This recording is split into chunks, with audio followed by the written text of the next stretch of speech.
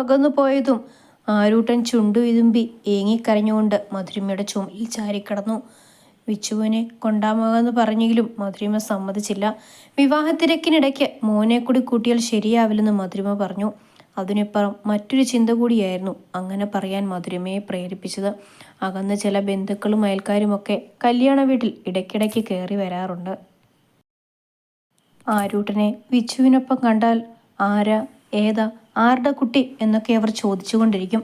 കഥകൾ മെനയാൻ യാതൊരു മടിയുമില്ലാത്ത ഇക്കൂട്ടർ പല കഥകളും പടച്ചുവിടും. അതൊക്കെ മനസ്സിൽ കണ്ടിട്ടാണ് മധുരിമ നിരസിച്ചത്.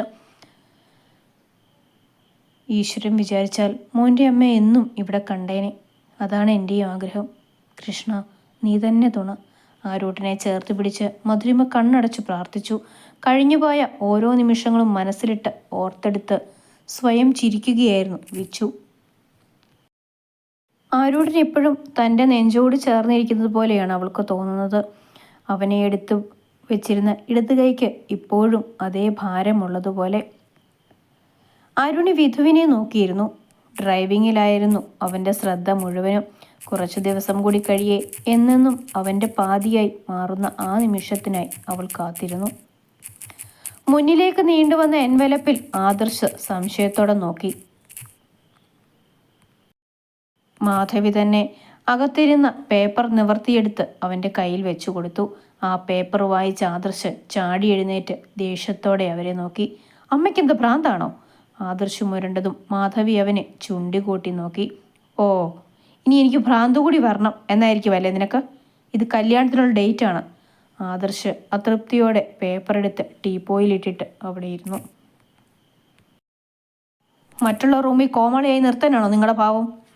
ഡിവോഴ്സ് കഴിഞ്ഞ് 1 മാസം ഉടനെ അടുത്ത കല്യാണത്തിന് കുറിപ്പിച്ചുകൊണ്ട് വന്നേക്കുന്നു. കൈകെട്ടി അവൻ ദേഷ്യത്തോടെ പറഞ്ഞു. പിന്നെ ബന്ധം പിരിഞ്ഞവരാരും പിന്നെ കല്യാണം കഴിക്കില്ലല്ലോ. അവൾക്കുടനെ തന്നെ ഒരുത്തിനെ കിട്ടി. പിന്നെ നീ എന്തിനാ ഇങ്ങനെ നടക്കുന്നത്? മായമോളുടെ വിഷമം എന്താ നീ മനസ്സിലാക്കാത്തത്?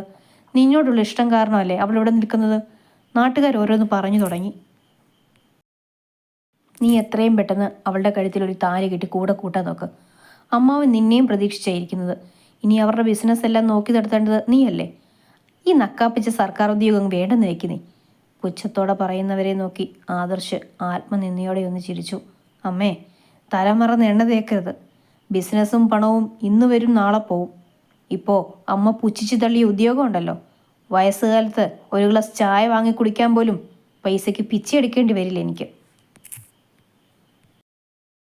രാവും പകലും ഞാൻ കഷ്ടപ്പെട്ട് നേടിയെടുത്തതായി ജോലി. അമ്മയൊന്നും മറന്നിട്ടില്ലല്ലോ അല്ലേ? ആദർശ് ടീപ്പോ ചവിട്ടി നീക്കിക്കൊണ്ട് എഴുന്നേറ്റ് മുകളിലേക്ക് പോയി. ഓ പിന്നെ, അവൻ്റെ ഒരു ജോലി. കോടിക്കണക്കിന് സ്വത്തുക്കളുള്ളപ്പോഴാണ് അവൻ്റെ ഒരു 5 അക്ക ശമ്പളത്തിൻ്റെ ജോലി. ആദർശ് പോയ വഴിയെ നോക്കി മാധവി പുച്ഛത്തോടെ പിറുപിറുത്തു. വിധുവിൻ്റെ നിർബന്ധം കാരണം മധുരിമയെ തലേ ദിവസം തന്നെ ശ്രീ ശങ്കരമംഗലത്ത് കൊണ്ടാക്കി. ആദ്യ തലേ ദിവസം തന്നെ എത്തിയിരുന്നു. അനുവും കൂടി ചേർന്നതോടെ വിച്ചുവിന് ഒരുപാട് സന്തോഷമായി. ആരൂട്ടൻ എപ്പോഴും വിച്ചുവിനെ തൂങ്ങി നടക്കും. വല്യമ്മായി പോകാൻ തയ്യാറായെങ്കിലും മഹേഷ് തടഞ്ഞു നിർത്തി. അമ്മയുടെ നാവ് അടങ്ങിയിരിക്കില്ല എവിടെ പോയാലും. അതുകൊണ്ട് നാളെ എല്ലാവർക്കും കൂടി ഒരുമിച്ച് പോയാൽ മതി. മഹേഷിൻ്റെ കണ്ണുരുട്ടലിൽ അവർ പിറുപിറുത്തുകൊണ്ട് വീട്ടിൽ തിരികെ കയറിപ്പോയി. അരുണിയുടെ വീട്ടിൽ ചെറിയ രീതിയിൽ പാർട്ടിയും ഹൽദിയും നടത്തുന്നുണ്ടായിരുന്നു. വിച്ചുവും അവരുടെ കൂടെ പഠിച്ച ചിലരും അവളുടെ വീട്ടിലേക്ക് പോയി. വിച്ചു ആരൂട്ടനെ കൂടെ കൂട്ടിയിരുന്നു. പലർക്കും അവളുടെ ഡിവോഴ്സ് കഴിഞ്ഞതാണെന്ന് അറിവുണ്ടായിരുന്നില്ല. ചിലരൊക്കെ മോനാണെന്ന് ചോദിച്ചപ്പോൾ ആണെന്ന് അവനെ ചേർത്ത് പിടിച്ച് സന്തോഷത്തോടെ അവൾ പറയും. പലർക്കും അവളുടെ ഡിവോഴ്സ് കഴിഞ്ഞതാണെന്ന് അറിവുണ്ടായിരുന്നില്ല. ചിലരൊക്കെ മോനാണെന്ന് ചോദിച്ചപ്പോൾ ആണെന്ന് അവനെ ചേർത്ത് പിടിച്ച് സന്തോഷത്തോടെ പറയും. അരുണി വേദനയോടെ അവളെ നോക്കും. ആരൂട്ടൻ അമ്മയെന്ന് വിളിക്കുന്നത് കൊണ്ട് തന്നെ പലരും ചോദിക്കാതെ തന്നെ മനസ്സിലാക്കും. മോൻ്റെ അച്ഛൻ എവിടെ, വന്നില്ലേ എന്നൊക്കെ ചോദിക്കുമ്പോൾ അച്ഛൻ വിധുമാമൻ്റെ കൂടെ സാറ്റ് കളിക്കുകയാണെന്ന് ചുണ്ടുകൂർപ്പിച്ചു പറയുമായിരുന്നു ആരൂട്ടൻ. അവനെ കൂടെ കൂട്ടാത്തതിൻ്റെ പരിഭവമാണോ എന്ന് അവരൊക്കെ കളിയായി ചോദിക്കുമ്പോൾ വിച്ചു അവൻ്റെ കവിളിൽ അമർത്തി ചുംബിച്ച് ചിരിയോടെ തലയാട്ടും. വധുവിൻ്റെ വീട്ടിൽ വിവാഹം കഴിയും മുൻപേ വരുന്നതിന് വിലക്കുള്ളതിനാൽ ആദിയെ അവളെ കൂട്ടാൻ പറഞ്ഞെങ്കിലും വേറെന്തോ അത്യാവശ്യ സാധനങ്ങൾ വാങ്ങാൻ അവൻ ശങ്കരേനെയും കൂട്ടി നേരത്തെ എങ്ങോട്ടോ പോയിരുന്നു. പിന്നെ ശ്രീയായിരുന്നു വിധു പറഞ്ഞു വിട്ടത്. അരുണിയുടെ വീട്ടിലെ മുറ്റത്തെ പന്തലിൽ ആരോടൊക്കെയോ ആരൂട്ടിനെ മടിയിലിരുത്തി വിച്ചു കാര്യം പറഞ്ഞിരിക്കുമ്പോഴാണ് ശ്രീ അവരെ അന്വേഷിച്ചു വന്നത്. അവനെ കണ്ടതും ആരൂട്ടൻ കണ്ണുവിടർത്തി അച്ഛയെന്ന് വിളിച്ചതും വിച്ചു തിരിഞ്ഞു നോക്കി. ശ്രീയെ കണ്ട് അവരുടെ കൂട്ടുകാരിൽ ചിലർ അത്ഭുതത്തോടെ നോക്കി. ആദർശുമായുള്ള വിവാഹം തിരക്കിട്ട് നടത്തിയിരുന്നതിനാൽ അരുണിയല്ലാതെ മറ്റുള്ള കൂട്ടുകാരൊന്നും വിവാഹത്തിൽ പങ്കെടുത്തിരുന്നില്ല. അതിൽ അവളോട് ചിലർക്കൊക്കെ പരാതിയും പരിഭവവുമുണ്ട്. വിച്ച് സോഷ്യൽ മീഡിയയിൽ സജീവമല്ലാത്തതിനാൽ അവളുടെ പേഴ്സണൽ ഫോട്ടോസ് ഒന്നും തന്നെ അവൾ ഇട്ടിരുന്നില്ല. ശ്രീകാന്ത്, അവരുടെ കൂടെ കോളേജിലുണ്ടായിരുന്ന നിത്യ അമ്പരപ്പോടെ അവനെ നോക്കി വിളിച്ചു. ശ്രീ അവൾക്കൊരു പുഞ്ചിരി നൽകി മുന്നോട്ട് വന്നതും ആരൂട്ടൻ കൈ നീട്ടി. ശ്രീ അവനെയും എടുത്ത് നിത്യയെ നോക്കി. അത് ശരി, അതായിരുന്നല്ലേ ഞങ്ങളെയൊന്നും വിളിക്കാതെ ഇരുന്നത്. ഞങ്ങൾക്ക് അന്നേ സംശയം തോന്നിയതാ നിങ്ങൾ തമ്മിൽ ഇഷ്ടത്തിലാണോ എന്ന്. ഏതായാലും സന്തോഷമായി. നിങ്ങൾ രണ്ടുപേരും അത്രയ്ക്ക് പെർഫെക്റ്റ് മാച്ചാണ്. നിത്യ അവരെ നോക്കി കൈകൾ കൊണ്ട് സൂപ്പർ എന്ന് കാണിച്ചുകൊണ്ട് പറഞ്ഞു. വിച്ചു മുന്നോട്ട് വന്ന് തിരുത്താൻ നോക്കിയതും അരുണി അവളുടെ കയ്യിൽ പിടിച്ച് തടഞ്ഞു വെച്ചു. വിച്ചു അവളെ ഒന്ന് കൂർപ്പിച്ചു നോക്കി. നീ ഇപ്പോൾ ഒന്നും പറയാൻ പോകണ്ട. അരുണി അവളെ നോക്കി കണ്ണുരുട്ടിക്കൊണ്ട് പറഞ്ഞു. മോൻ നിന്നെപ്പോലെയാണല്ലോ ശ്രീ. അവന് വിച്ചുവിൻ്റെ ചായ ഒട്ടുമില്ല. ശ്രീ വിച്ചുവിനെ ഒന്ന് പാളി നോക്കി. അവിടെ നിത്യയെയും ഇഴിച്ചു നോക്കി നിൽക്കുന്ന വിച്ചുവിനെ കണ്ട് അവന് ചിരി വന്നു. അത് ശരിയാ, അവൻ എന്നെപ്പോലെയാ. പക്ഷെ സ്വഭാവം അവൻ്റെ അമ്മയുടേതും. ശ്രീ വിച്ചുവിനെ പാളി നോക്കിക്കൊണ്ട് പറഞ്ഞു. വിച്ചു അവനെയൊന്ന് നോക്കിയെങ്കിലും സ്വാതിയായിരിക്കും ഉദ്ദേശിച്ചത് എന്ന് കരുതി മിണ്ടാതെ നിന്നു. ഏതായാലും ഹാപ്പിയായി. അപ്പോൾ നാളെ നമുക്ക് അടിച്ചു പൊളിക്കാം. നിത്യ വിച്ചുവിനെ കെട്ടിപ്പിടിച്ചുകൊണ്ട് പറഞ്ഞു. അരുണിയോട് യാത്ര പറഞ്ഞ് കെട്ടിപ്പിടിച്ചുകൊണ്ട് വിച്ചു ആരൂട്ടനെയും കൊണ്ട് കാറിലേക്ക് കയറി. ഇടയ്ക്ക് എപ്പോഴോ വിച്ചു ശ്രീയെ ഒന്ന് നോക്കി. സ്റ്റിയറിങ്ങിൽ താളം കൊട്ടി ഡ്രൈവിങ്ങിലായിരുന്നു അവൻ്റെ ശ്രദ്ധ. അവൾ അങ്ങനെയൊക്കെ വിളിച്ചു പോയപ്പോൾ ശ്രീ എന്താ മിണ്ടാകുന്നത്? അവിടെ ഇനി എല്ലായിടത്തും ഫ്ലാഷ് ആക്കും. വിച്ചു പറഞ്ഞതും ശ്രീ അവളെ ഒന്ന് നോക്കിയിട്ട് വണ്ടി ഓടിച്ചു. നിനക്കും പറയാലോ സത്യം. ആരൂട്ടൻ്റെ അമ്മയാണെന്ന് എല്ലാവരോടും പറയുമ്പോൾ അവൻ്റെ അച്ഛൻ ആരാണെന്ന് കൂടി ഓർക്കുന്നത് നല്ലതാ. ഏത് ആൾക്കൂട്ടത്തിൽ വെച്ചും അവൻ എന്നെ തിരിച്ചറിയും. അവരുടെ മുന്നിൽ വെച്ച് അവൻ എന്നെ അച്ഛനെന്ന് വിളിച്ച് മേത്തേക്ക് ചാഞ്ഞപ്പോൾ പിന്നെ ഞാൻ എന്തു പറഞ്ഞു തിരുത്തും? നമ്മൾ തമ്മിലുള്ള ബന്ധം എന്താണെന്ന് അവരൊക്കെ ചോദിക്കില്ലേ? ഇതിൽ എൻ്റെ ഒരു തെറ്റുമില്ല. അവിടെ വെച്ച് ഞാനാണ് നിന്റെ ഭർത്താവെന്ന് പറഞ്ഞിട്ടുമില്ല. അവളെ നോക്കുകൂടി ചെയ്യാതെ പറഞ്ഞുകൊണ്ടവൻ മുന്നോട്ട് നോക്കി വണ്ടി ഓടിച്ചു. വിച്ചുവിന് അവന് കൊടുക്കാൻ മറുപടി ഒന്നുമില്ലായിരുന്നു. വിധുവിൻ്റെ ഏട്ടൻ്റെ സ്ഥാനത്ത് എല്ലാത്തിനും ഓടി നടക്കുന്ന ആദിയെ ശങ്കരൻ നിറഞ്ഞ മനസ്സോടെ നോക്കിയിരുന്നു. വീട്ടിലെ ഒരംഗത്തിനെ പോലെ അനു വരുന്നവർക്കൊക്കെ വെള്ളം കൊടുക്കാനും സ്നാക്സ് കൊടുക്കാനും ഒരു മടിയുമില്ലാതെ ഓടി നടന്നു. സുധയ്ക്കൊപ്പം ചായ ഇടാനും അടുക്കളയിലെ ജോലികളിൽ സഹായിക്കാനും മധുരിമ മുന്നോട്ട് വന്നു. സുധയുടെ സഹോദരി രാധയും ശങ്കരൻ്റെ രണ്ടാമത്തെ ചേച്ചി ചന്ദ്രികയും വന്നിട്ടുണ്ടെങ്കിലും ജോലിയൊന്നും ചെയ്യാൻ അവർ കൂടിയില്ല. രാത്രിയായപ്പോൾ സുധയുടെ സഹോദരൻ സുധാകരനും ഭാര്യ മാലതിയും കൂടി വന്നു. വരുന്നവർക്ക് താമസിക്കാൻ വിധു തൊട്ടടുത്ത വീടുകൂടി 2 ദിവസത്തേക്ക് വാടകയ്ക്കെടുത്തിരുന്നു. 4 മുറികളുള്ള അവരുടെ വീട്ടിൽ എല്ലാവർക്കും കിടക്കാൻ ബുദ്ധിമുട്ടുണ്ടായിരുന്നു. വിച്ചുവിൻ്റെ റൂമിൽ മധുരിമയും ആരൂട്ടനും കിടക്കാമെന്ന് നേരത്തെ പറഞ്ഞു. വിധുവിൻ്റെ കൂടെ ആദിയും ശ്രീയും. ശ്രീ വീട്ടിലേക്ക് പോയിട്ട് നാളെ വരാമെന്ന് പറഞ്ഞെങ്കിലും വിധു അവനെ വിട്ടില്ല. പിന്നെയുള്ള റൂമിൽ അമ്മായിമാർ കിടന്നു.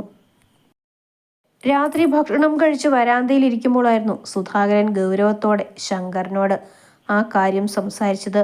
വിച്ചു ഞെട്ടിത്തെറിച്ച് അയാളെ നോക്കി. ശ്രീ ഹൃദയം വിലങ്ങി വിധുവിനെ ഒന്ന് നോക്കിയിട്ട് ഇപ്പോൾ വരാമെന്ന് പറഞ്ഞ് മുറ്റത്തേക്കിറങ്ങി. എല്ലാവരിലും അമ്പരപ്പും ഞെട്ടലുമായിരുന്നു. അക്ഷയ്ക്ക് വേണ്ടി വിച്ചുവിനെ തരുമോ ശങ്കരേട്ടാ? സുധാകരൻ്റെ ആവശ്യം കേട്ടപ്പോൾ ശങ്കരൻ പകപ്പോടെ അയാളെ നോക്കി. അവൻ്റെ ഡിവോഴ്സ് കഴിഞ്ഞു. 1 വയസ്സ് പോലും തികയാത്ത കുഞ്ഞിനെ കളഞ്ഞിട്ടാ ആ നെറുകെട്ടവൾ ഇറങ്ങിപ്പോയത്. വിച്ചു ഈ കുഞ്ഞിനെ നോക്കുന്നത് കണ്ടപ്പോൾ ഒരാഗ്രഹം തോന്നിപ്പോവുക. വിച്ചുവിന് നല്ലൊരു അമ്മയാവാൻ കഴിയും. മുറിവേറ്റു മനസ്സുമായി കഴിയുന്ന അക്ഷയ്ക്ക് ഇവളൊരാശ്വാസമാകും. മാലതി കണ്ണുകൾ ഒപ്പിക്കൊണ്ട് പറഞ്ഞു. ശ്രീ ഹൃദയം വിലങ്ങി വിധുവിനെ ഒന്ന് നോക്കിയിട്ട് പുറത്തേക്ക് ഇറങ്ങിപ്പോയി. ആദിയും അനുവും പരസ്പരം നോക്കി. അവരുടെ കണ്ണുകൾ ചാഞ്ഞത് വിച്ചുവിലേക്കായിരുന്നു. കേൾക്കാൻ പാടില്ലാത്തതെന്തോ കേട്ടതുപോലെ ആരൂട്ടനെ ഒന്നുകൂടി ഇറുക്കിപ്പിടിച്ചുകൊണ്ട് അവൾ കണ്ണുകൾ തുറച്ചു നോക്കി നിന്നു. അവനെ നഷ്ടപ്പെടുത്താൻ ആഗ്രഹമില്ലാത്തതുപോലെ അവനെ മാറോടടക്കി പിടിച്ചു നിന്നു. മധുരിമ ഇറങ്ങിപ്പോയ സ്ത്രീയെ നോക്കി. അവരുടെ ഉള്ളം വീണ്ടും എന്തിനോ വേണ്ടി തേങ്ങി. ശങ്കരൻ മറുപടി പറയാതെ വിച്ചുവിനെ നോക്കി. അവളോട് ഒട്ടിച്ചേർന്നിരിക്കുന്ന ആരൂട്ടനെ ഉറ്റുനോക്കി. അത് ഞാൻ എന്താ പറയേണ്ടത് മാലതി?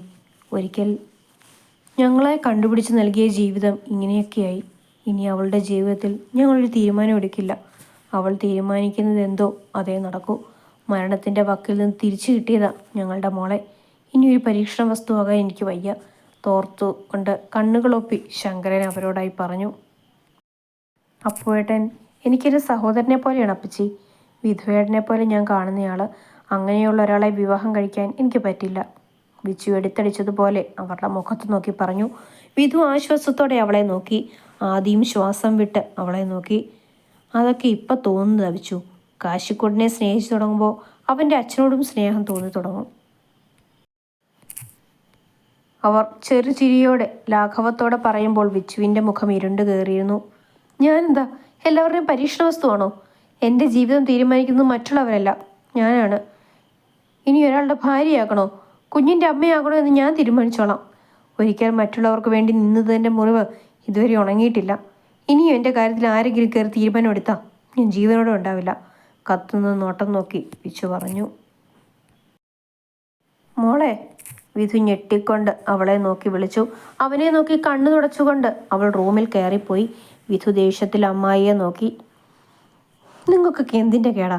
അവളെ വേദനിപ്പിക്കാനാണ് ഇങ്ങോട്ട് വന്നത്? അവളൊരു മനുഷ്യജീവിയാണ്, അല്ലാതെ യന്ത്രമൊന്നുമല്ല. ഡിവോഴ്സ് കഴിഞ്ഞ് മാസങ്ങൾ പോലും ആയിട്ടില്ല. അതിനിടയ്ക്ക് അടുത്ത കല്യാണം കൊണ്ട് വന്നേക്കുന്നു.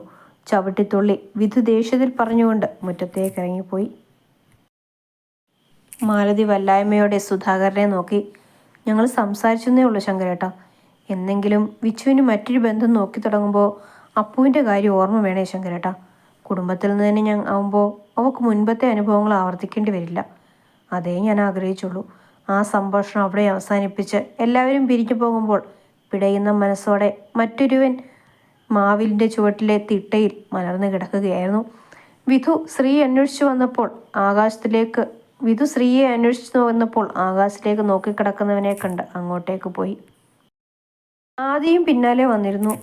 ഒപ്പം അനുവും മധുരിമയും വിച്ചുവിൻ്റെ അടുത്തിരിപ്പുണ്ട്. ആരൂട്ടിന് ഉറങ്ങിയതുകൊണ്ട് ചുവരറ്റം അവൻ കിടന്നുറങ്ങുന്നുണ്ട്.